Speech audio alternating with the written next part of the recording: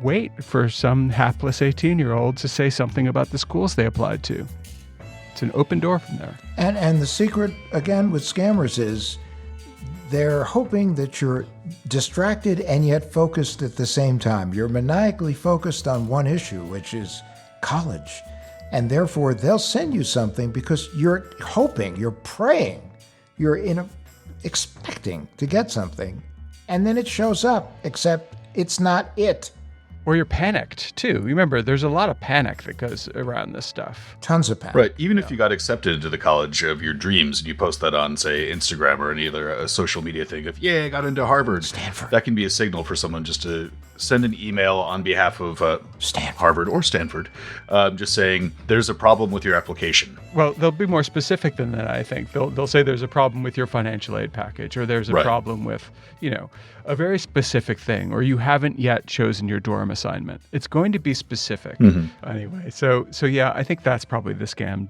I can't say what you said, but that.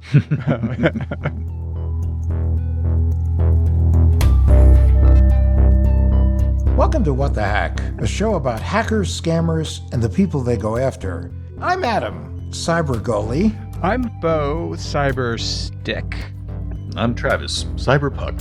And today we're talking with someone who assumed they were scam-proof. Well, that's until a Craigslist scammer got the better of them.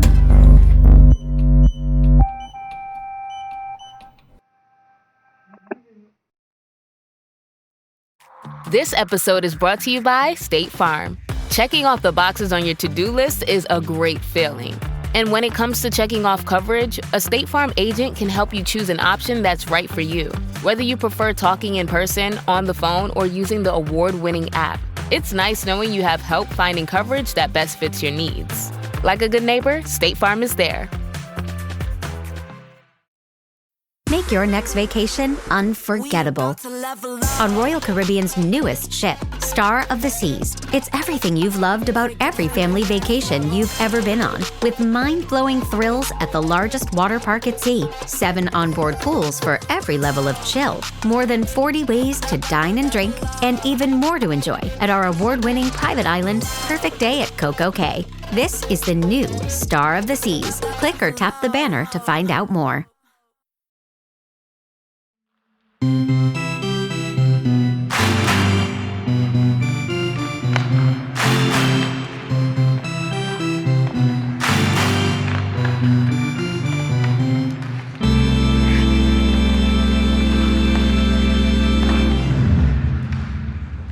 Hi, Bill Whalen. Welcome to What the Hack. Yep. Where are you calling us from today? I'm based out of the Minneapolis area in the frozen tundra of Minnesota. Wait, before you go any further, Minneapolis, did you see the news from your local news yesterday? I'm sure I did. They discovered tape of Prince at the age of 11 I watched in your hometown. Yeah, I was actually in an archive of, I think, the WCCO archives. If serendipity was a story, then you are about to watch one of the most fortunate strokes of luck ever here at WCCO. A mysterious gem unearthed on accident, giving people a glimpse into Minneapolis history through the eyes of a young musical icon. While we all had a feeling who this young boy might be, we knew we needed help from those who knew him best. It's a journey and story you'll only see here on WCCO. And what do you do for your living? I am actually a principal technical specialist for Microsoft. So what that entails is demoing products to customers, focused on the business applications segment, which is like Dynamics and Power Platform. So it's usually to do with anything from automating particular business functions to providing an entire business system for sales, marketing, customer service, and beyond. So when the podcast ends, then we can call you and ask for technical advice on a variety of Microsoft products. Yeah, I'm the tech support guy for the family. That's for sure. I'm seeing behind you now. This is audio, so you can't see this, but behind Bill is a wall of amazing guitars. Well, one question mark, but 3 yahoos. In that SG, I have to ask you, have you discovered that your SG doesn't require any kind of bar to bend the neck? You can just sort of push it forward and get Do you know that? You know, trick? that's a very personal question, Beau. I need to know. I would not talk about any man's Is he pushing SG that neck? I'm not going to share which direction it bends, but I'll share the bend technique. But any guitar without a whammy bar, which is usually they'll attach this device to the bridge of a guitar towards the bottom where you can make the sound go really wonky. But you can press on the neck in opposite directions and get a little bit of that effect, kind of like a tremolo. Yeah, I discovered that you can't push it too hard, though. I snapped the headstock off of mine when I was 14. Yeah, I can't say I've done that before. I make kind of whammy sounds when Beau presses on my neck too, so I get all that. the time. Yeah. Hey, but I was just making small talk on our way to hearing about your scam talk. What happened to you? So this is the first time ever that I've been scammed this way. So I thought it was impressive enough to share it with the world and no shame, realize that anybody, no matter how technical they are, can get scammed. So on a whim, I wanted to take one of my 4 kids to a hockey game, a Minnesota Wild game. So that's our local pro team. And they had a game going on that day. So I normally in the past, I've gone on Craigslist and searched for tickets. Can typically find people with like season tickets that are just looking to get rid of them. And I contacted somebody that I thought looked legit, and I got scammed. What did the message look like? So the initial message was just a basic post. There definitely was some red flags in the posting itself, mainly because, it was cheaper than face value. There was a picture of their arena, but there was some other language in it that didn't make a ton of sense. What sort of language, Bill? Well, it was things like, these are the describing like the quality of the seats was using like adjectives and verbs that didn't quite make sense. So their use of language, some of their, location-based things, like it might have been clear in hindsight that they didn't know as much about the Minneapolis-St. Paul area as they should have if they're selling tickets. So things like that. But you're moving fast. You want to get tickets. Yep. Yeah. The one of the common themes of getting scammed is sense of urgency. So, hey, I need this now. The event's happening. I need to get the tickets. So there was a built-in sense of motivation. So is that why you used Craigslist as opposed to, let's say, an authorized reseller, or went to the Wild reseller section on their website? Yeah, they typically use, I think, Ticketmaster for resale. And, Ticketmaster's fees are so dang high. You pay for a $50 ticket and you're paying $80. So, I was just looking for decent seats in a decent price range. And I've unloaded tickets myself when I couldn't use them and it was last minute. So, what I should have done is looked up phone numbers and done some things that I ended up doing later to prevent and, protect myself from being scammed.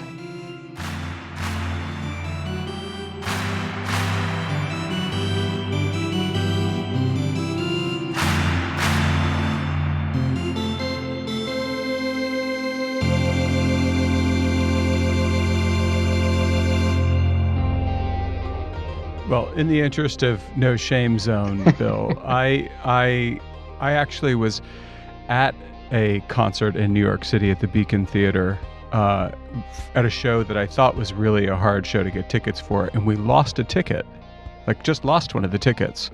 What do you do? It turned out the tickets we bought were sold at a price so far higher than what was available at the box office day of. I thought, no, there's not going to be any tickets available. There were plenty of tickets available. And they were, it was literally $150 versus $500 a seat. Wow. So there's a lot of gouging out there, but that's not a scam. That's just somebody who's an opportunistic. That's just someone being greedy. What are the hallmarks of this scam that happened to you? Because it doesn't sound like you were hit by a greedy person. Well, I would say your example was more, I'll call it enterprising or entrepreneurial in nature, right? So, I think what I could tell is that this is probably a large group of people that are not located in the US, that it's all about volume.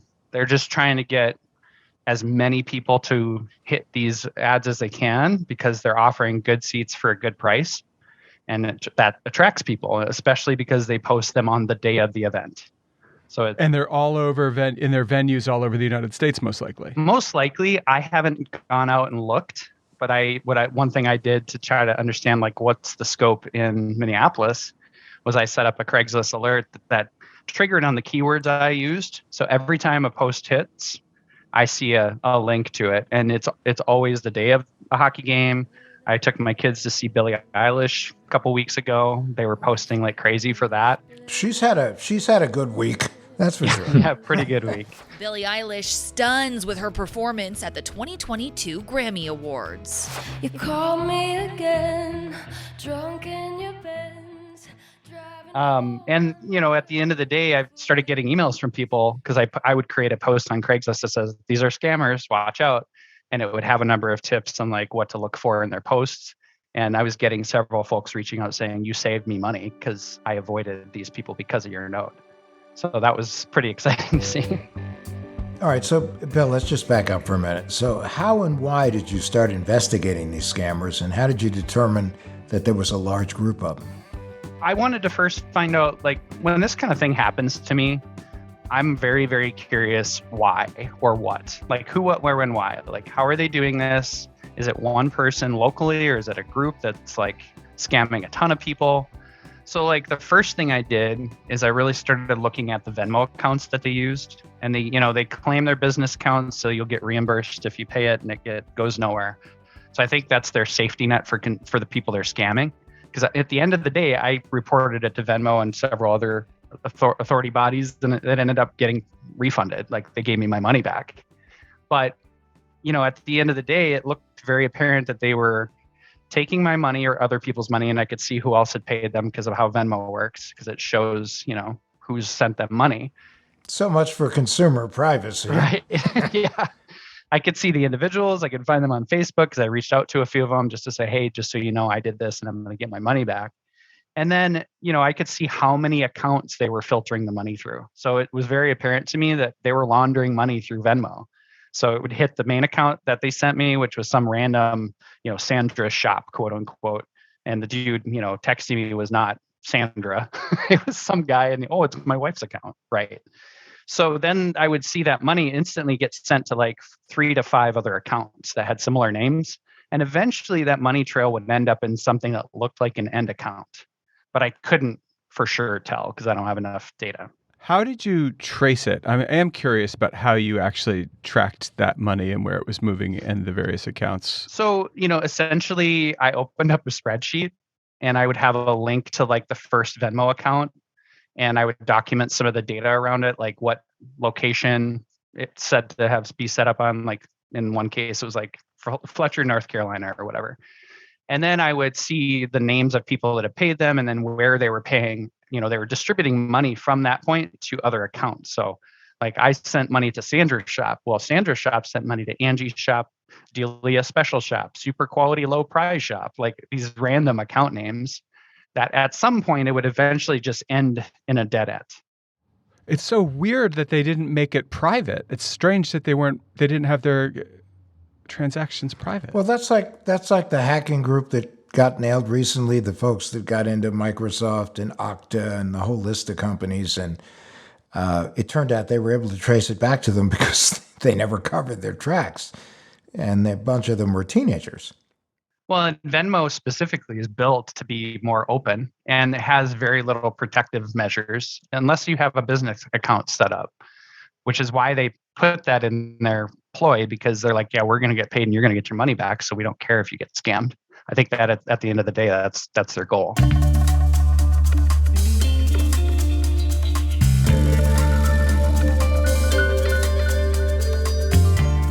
I mean, a great example, you look at my profile, I'm paying somebody once a month through Venmo to tutor my kids, for school. Well, you could see the person's name I'm paying. You could figure out where they live based on their name. Like there's very little protection when it comes to places like Venmo and Cash App and these non-closed platforms that are meant to be paying between friends. Like the intent of them is to pay somebody you know. But you can set it. so only the sender and recipient can see a transaction. I wonder if that leads to a false sense of security to a certain extent, too, because if you're to see something that's completely locked down, that might raise a few more red flags for folks. Whereas if they're actually able to see exactly if it looks like it's open, and it's a lot more likely to seem like it's on the level, potentially. I think that's right, Travis. I think so. Here's the thing. You can set Venmo so that all your transactions are private. I have it set that way myself. So when I send my kids money or my partner money we sometimes figure out our bills that way. Or send me money. Never. Never. Now I'm going to do it as soon as we finish the show today. I'll send you $3. But but you don't have a Venmo account, which is an even better way to avoid getting scammed on Venmo. True. But the best way to not get punched, what is it? Not be there. Correct. So I think that Venmo, Travis, it's a fantastic point you make. Venmo is a great place for scammers because it gives the appearance of openness, but it isn't open at all. And you can set it tight as a tick so that nobody can see what you're doing. See what's happened? Beau's living in Connecticut now, and now we're picking up New England phrases like tight as a tick. And I can't bear you. Growl. Anyway, so yeah. That was pretty squirrely, so.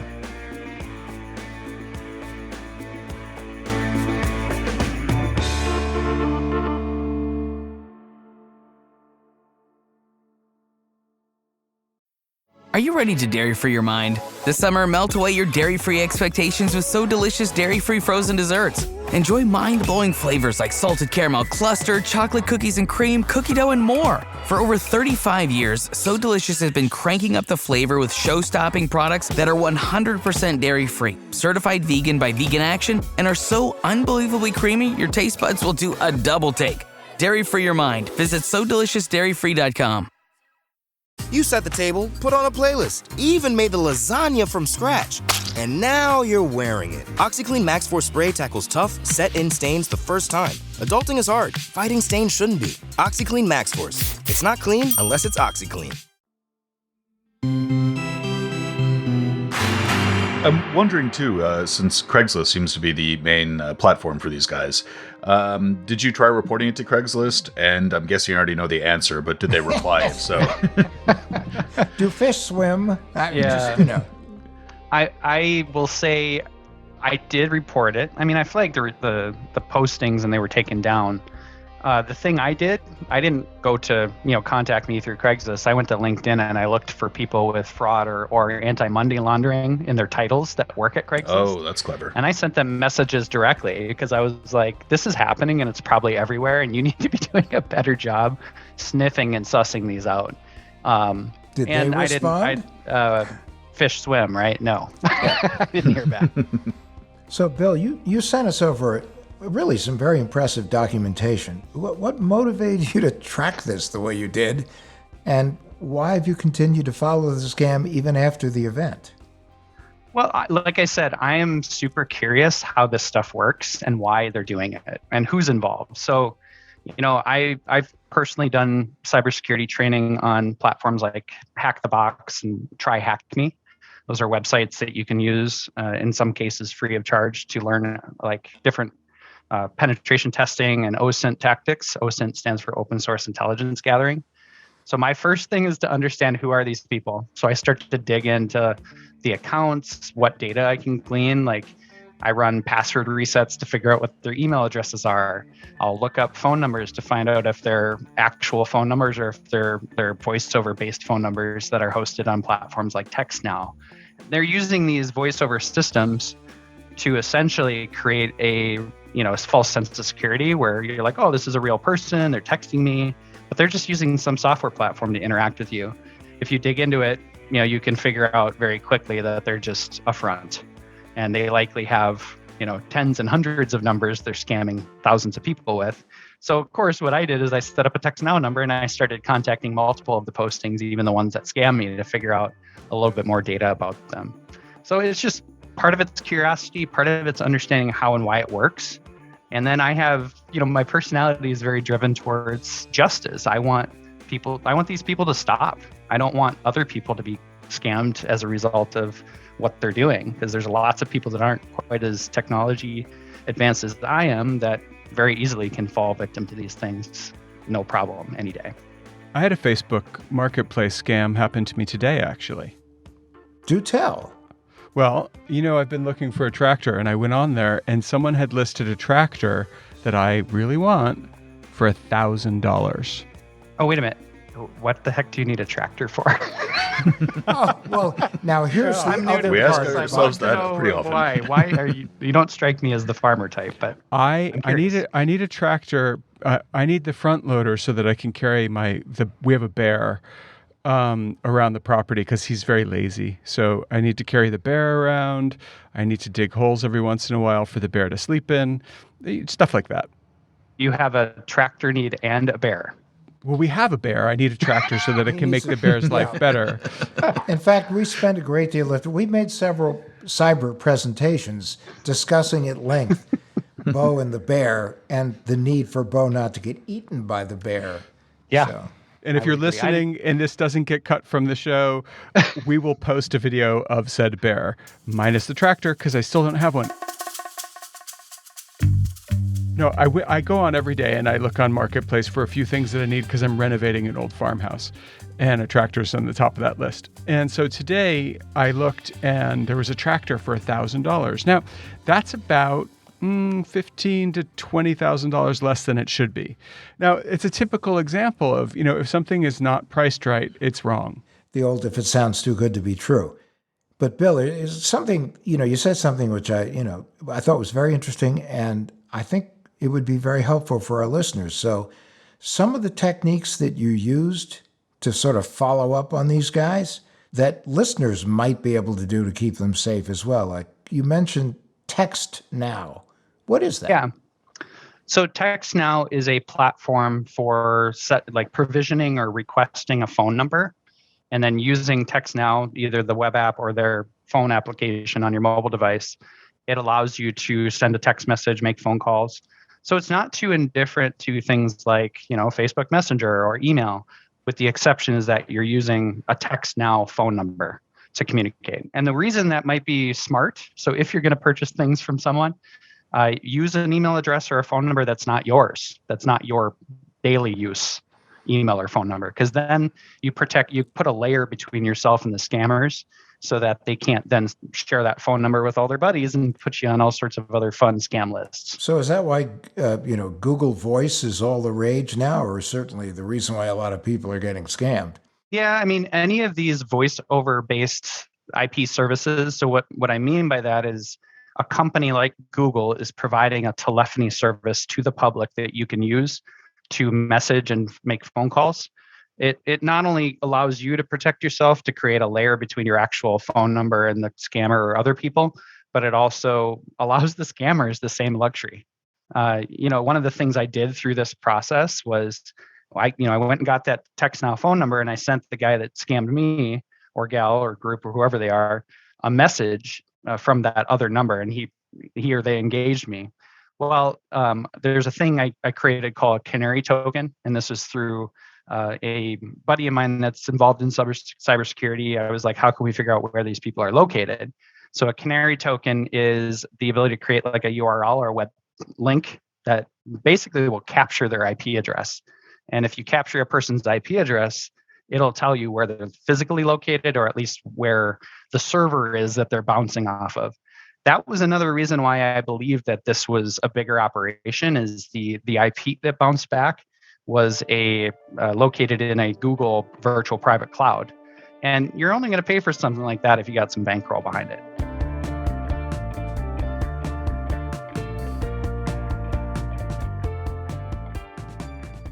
Google Voice scams are one of the most common things out there right now. And one of the reasons, Bill, if you're going to be doing a lot of scamming, you need phone numbers to use. Yep.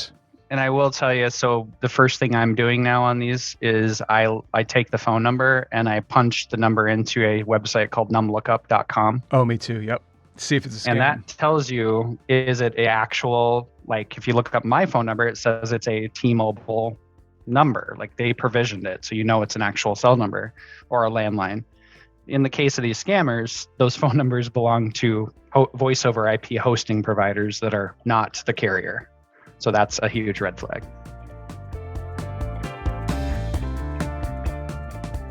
You said you try to teach your kids how to avoid scams or how to recognize those. What are some of the things that you let them know?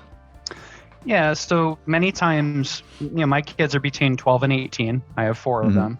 And there's a particular few that are a little bit more susceptible to things. And they're like looking for, anime related products or clothing that would very much land you on websites that likely are hosted by Chinese companies or non-US entities. So many times I'm like, be a little bit careful about that website because it doesn't quite look legit, or if it's not, located or has a presence in the US, steer clear. So a lot of times I'll redirect them to Amazon or other sites that are more reputable that will deliver consistent service. And, they've experienced it through ordering things that don't show up, or, they ordered a product and it just, it wasn't the right thing. So they start to kind of feel that experience by not getting what they expected. Yeah, I think one of my favorite things I've seen is a friend of mine tried ordering a Lego Millennium Falcon from Star Wars off of a ad he saw on Facebook, and what he ended up getting was a box that was called Lela Starwart, which it was pretty awesome. That is kind of great. Yeah, if you're buying the $800 Death Star for for $20, yep. It's not legit. And we talked a little bit earlier about how to spot these. It's like, high value item at a cheap price. Phone number is not legit, or, it's obvious the English is messed up. There's a short-term sense of urgency. Hey, this fails now. If you don't buy in the next hour, you're dead in the water. Or the game is in an hour. Yeah. Yeah. They reference things as like fresh and great seats with good views. Like it's just fresh. Use a of fresh, plural. fluffy seat. Yeah. Tix is Tix, T-I-X or T-I-C-S instead of tickets. Like you'll notice things in hindsight. Man, that was not legitimate. Like putting dollar signs after the number versus in front. So these are all signals that say, hey, this individual is either not here like they say they are, or it's just a complete bogus thing where they're trying to get money out of people.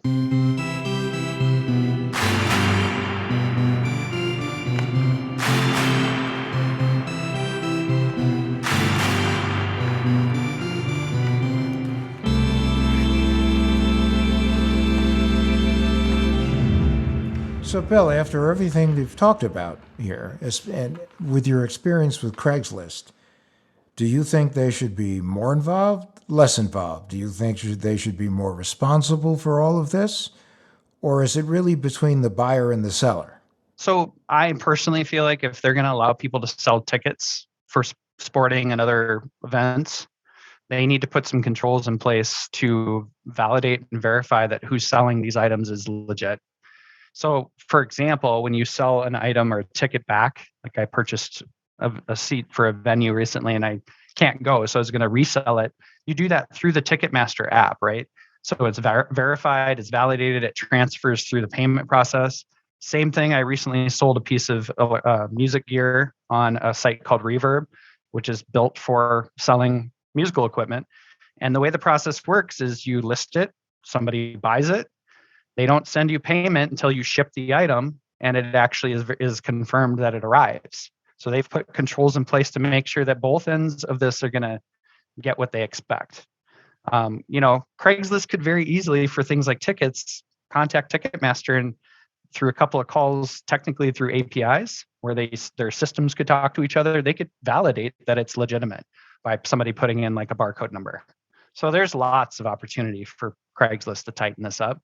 My concern or worry is that this isn't just an issue in Minneapolis. It's all across the country, and there's tens and thousands of scammers out there doing this exact thing, and the impact financially is probably fairly significant. So, but there's not a lot of incentive, and that's what it comes down to at the end of the day. Is if Craigslist is like, well, for every bill, there's a Bob and a Harry who aren't complaining when they get scammed out of $100, we're good because they get a VIG on everything. I think that it really does come down to de-incentivizing scams, which means that a lot of people like you, Bill, have to stand up and say,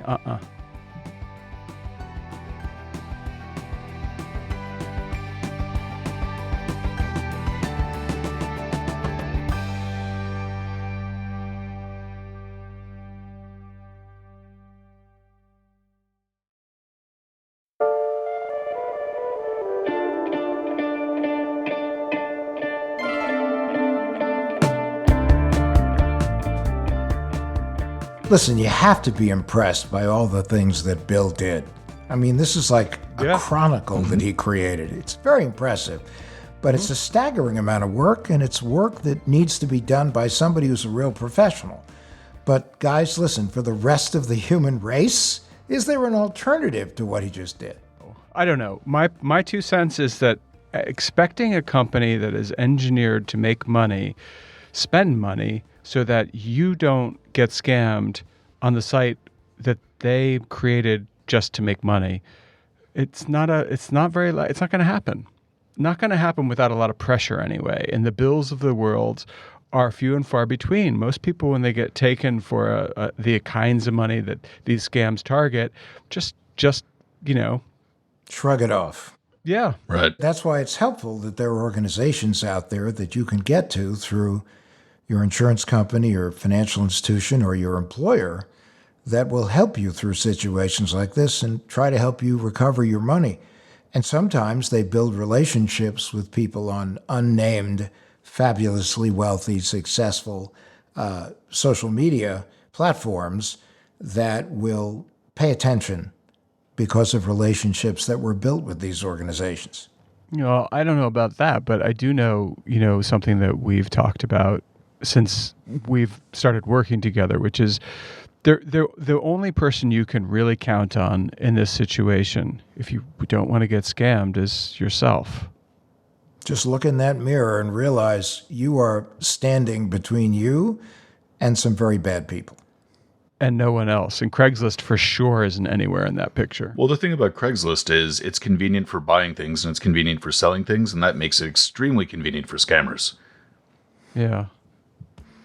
Convenience versus security, my friends. That's the ongoing debate. Well, also just, but Bill's particular case, it did pivot around being in a rush. He decided day of that he wanted to go to an event, and that put him in a position to be compromised. But yet, if you go to, legitimate resale sites, you will pay more. It will be painful, but at least they'll make sure that you get what you pay for. True. I mean, you may pay a premium, but at least you will be getting what you paid for. Well, think about the trade-off between a good deal that is actually too good to be true, followed by hours of agonizing investigative work in order to try to get to the bottom of it, versus dealing with a reseller, paying more, but getting what you want. No, 100%. Then I'm like, I'll give you 100% more than it's worth because I won't have to do all that. Well, the thing, too, that makes tickets and the like so ideal for scams, too, is that they have no real intrinsic value in and of themselves. Beau, what you were talking about before with having a tractor being sold for $1,000, you can immediately sell a rat on that because you just say, I know a tractor costs this much. If you're going to see Bob Dylan or if you're going to go see a hockey game or something like that, some people might be willing to pay $10. Some people might be willing to pay $1,000. You just don't know. And as far as that's concerned, that makes it a little bit harder to have red flags show up because you really don't know what the overall value of something is. The ticket cost can vary. The availability can vary. The convenience fees that Ticketmaster charges can vary. It makes it a lot harder to smell a rat there. Yeah, I mean, I also think that, he brought up Reverb.com, which is a place where people sell instruments. They have an escrow model. They hold on to the money. It doesn't get delivered until the goods get delivered. The goods get plugged in or played or whatever, and they check out. Then money changes hands. So it does exist out there, but it doesn't exist everywhere. eBay certainly does not have that model. But they have other safeguards. I just think, it is, the bottom line is buyer beware. Always has been, always will be, unfortunately.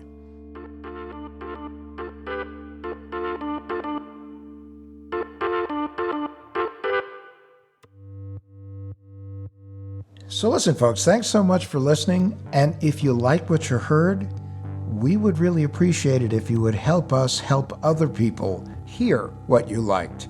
So please give us a review and give us 5 stars. It's such a nice number, 5. It also means change if you're a numerology person. Oh my gosh, Adam. give the guy 5 stars. Yeah, it's a spiritual thing, right? All right. It'll change your life. It'll change our lives. It will change our lives because we'll get to stop hearing Adam ask for 5 stars. I don't know if that's going to happen. Probably not. What the Hack with Adam Levin is a production of Loud Tree Media. It's produced by Andrew Stephen, the man with 2 first names. You can find us online at loudtreemedia.com and on Instagram, Twitter, and Facebook at Adam K. Levin.